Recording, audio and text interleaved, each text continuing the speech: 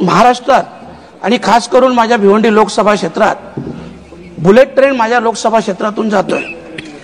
या बुलेट ट्रेनचा car shed माझ्या लोकसभा क्षेत्रात आहे।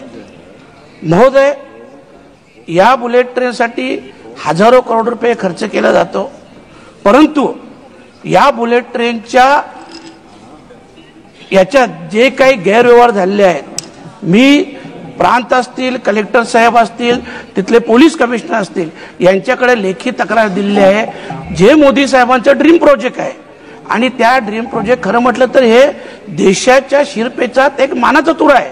मला मान्य आहे, मी अभिनंदन देखील करतो मोदी साहेबांचं, परंतु इथं खूप मोठ्या प्रमाणात भ्रष्टाचार झालेला आहे।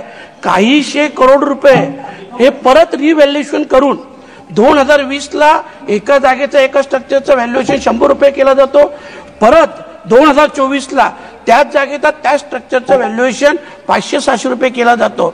असा काहीशे करोडचा अपव्यय हे झालेला आहे। कारण बघा, आपण एवढे 1000 करोड रुपये जेव्हा मंजूर करतो तेव्हा त्याच्यावर निर्बंध देखील असायला पाहिजे, लक्ष असायला पाहिजे, आणि म्हणून मी नक्की आपल्या निर्देशनास देतो की याविषयी आपण माहिती घ्याल, चौकशी कराल, अशा प्रकारची अपेक्षा व्यक्त करतोय।